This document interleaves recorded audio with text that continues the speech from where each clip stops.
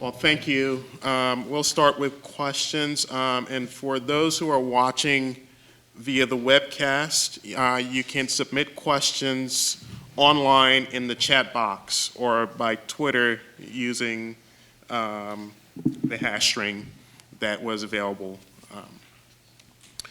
I'll start off with a quick question just to get started. A lot of the discussion was on the indoor environment and how microbials or even water chemistry can impact the indoor environment.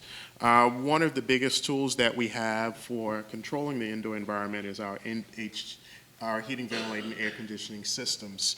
Have there been any discussions or studies looking at how we can improve how we design and operate our HVAC system so that we can make better improvements to the indoor air quality, or is that ongoing or future research that's to happen? Well, there has been work looking at specifically air conditioning, cooling coils, and specifically the potential role that those play as a source of microbes and microbial VOCs into homes, and different ways of potentially sterilizing the HVOC. But maybe other people would know a little bit more about specific HVAC work. I don't know it.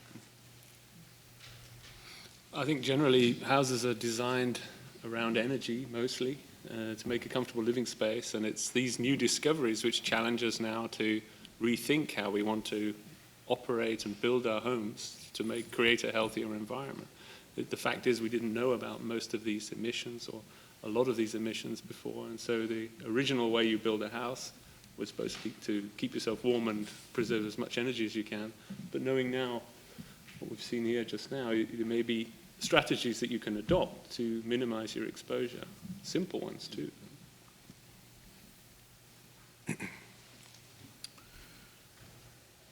Any questions? Any additional questions?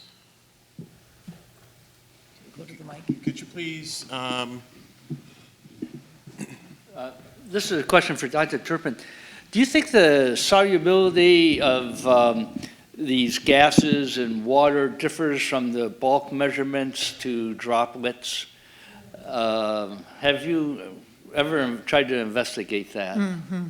Yeah, this is a really interesting question. It certainly does. In outdoor air, we know that the uptake of these compounds to cloud droplets, which are really dilute, is very different from the uptake into aerosols, where there's more stuff than there is water in each particle, right? And so the uptake can, in some cases, be quite enhanced to the aerosol, and the chemistry is different. So we expect the chemistry in wet drywall, for example, to be very different from the chemistry on your AC coil.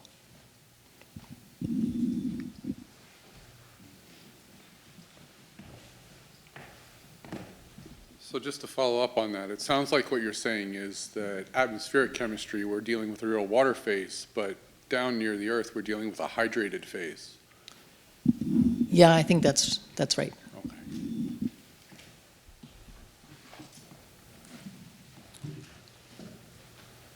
Okay.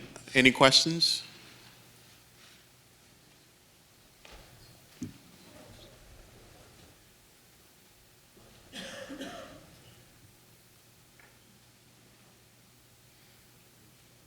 I have a question online for Dr. Turpin.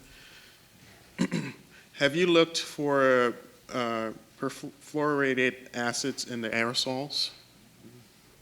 Oh, yes, so this is a question about PFAS. Yes. Right.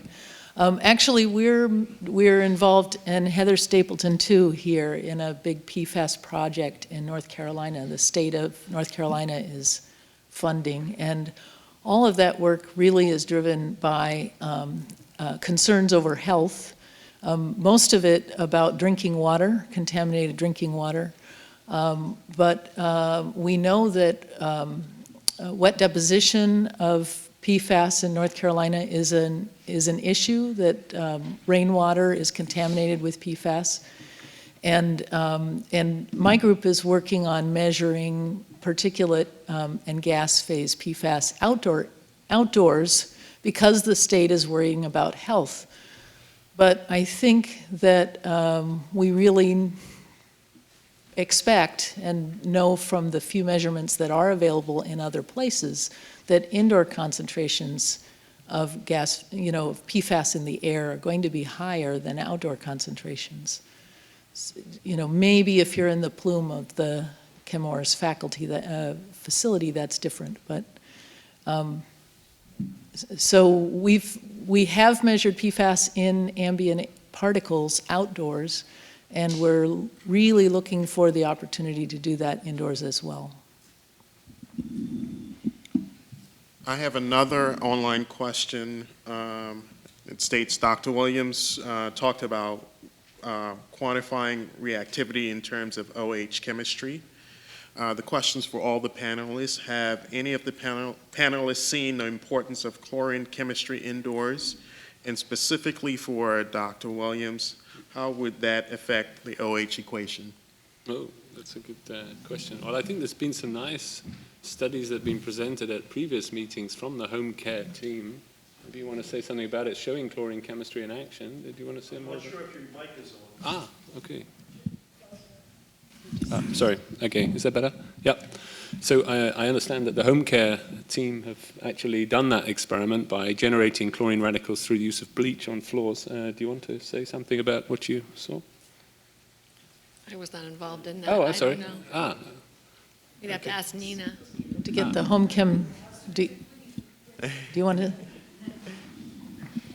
The question, I was too busy tweeting, sorry. Okay. About chlorine radical chemistry indoors. Yeah. What do we know about it? Have you seen it? So we see that chlorine used during bleach cleaning, we mop the house with bleach. We observe that there is interesting chemistry that's going on, both in terms of inorganic and organic chlorine reaction products. We did observe formation of secondary organic aerosol that organic. We don't really know if the aerosol is organic or inorganic at this point. So it's I think it's organic, yeah. But, so we're still digging through the data, and I don't have published results, but what we know is there's substantial change both in the surface and the air chemistry from bleach cleaning.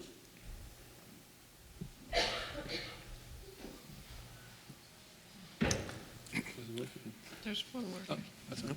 I have a question for Dr. Williams. In your studies in the chamber in Denmark, you noted that methane production was higher for older people than for younger people. Did you do any studies on the basis of diet variations for some of the students or subjects? No, that's an excellent point there. That's something that we would like to do in a future phase to see whether the effect of diet changes your general emission pattern through the skin or through the breath. It's a very good point.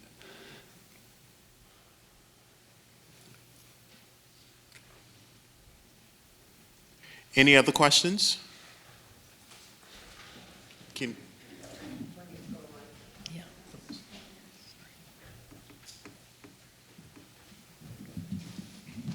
So back on the methane or other questions, the issue is in what you've done in your control studies, have you picked any subjects who were, for example, obese versus lean, that kind of thing? Because I would think that our internal microbiome is going to make a huge difference.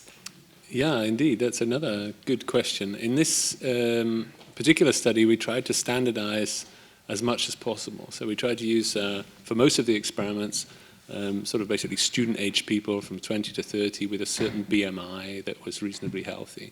But indeed, that's a good, there's so many variables that you can do. Once you've got this set up, the chamber set up with everything under control, I showed you some variables there with ozone, temperature, humidity, there's sort of basic set of variables, but there's of course a huge number of other ones. And indeed, yeah, that would be a good one. I mean, depending on how metabolically you burn fats, you produce very different molecules on your breath, and that could also impact. That's a very good point. Yeah, if you have any other suggestions for variables that we should vary in the future, then don't be shy. Tell us in the coffee break. Yeah, we're very keen. Most of the examples we've seen, the experiments have involved modern houses with modern HVAC. I'm old enough to have grown up in a house with steam heat and whistlers, and I recall water formation underneath the little whistling elements. How safe were old houses with steam heat, given what we know now about this subject? Well, you're alive, so. I would say that from what I've heard, it wasn't a very safe house, but everybody in that house lived the older people lived to their 90s, and the younger people are all still alive in their 70s and 80s. So I'm wondering. You know, it's an interesting thing that we've had many discussions about old versus new houses, just, you know, out in the coffee break area, that kind of conversation. The RIOPA study, because we looked at homes in Elizabeth, New Jersey, Houston, Texas, and Los Angeles County, California, it was really interesting in part because of the home age and the home construction and the way, you know, and the climate that you're operating your home in was so different. You know, in Elizabeth, those are 100-year-old homes, and when it gets hot in the summer, people open their windows. And in Houston, there just aren't very many houses, even in the shipping canal area, right?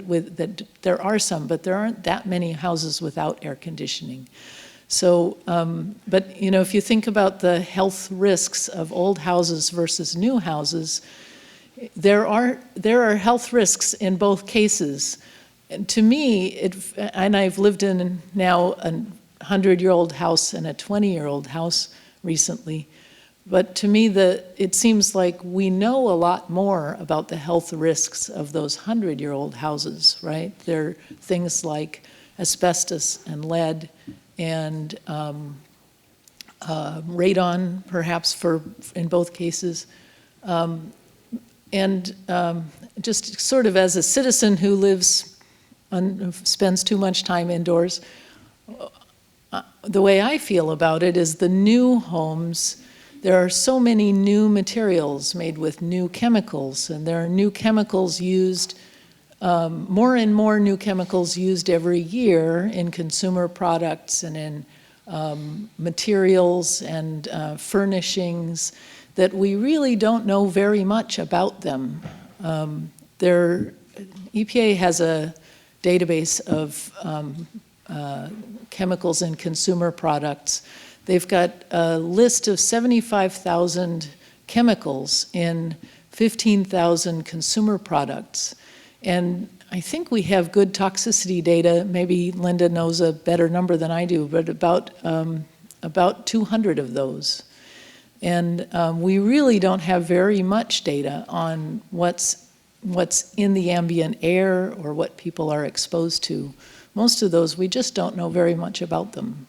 So, you know, I don't know what I can tell you about which of those risks you prefer, but the old homes are really different from the new homes.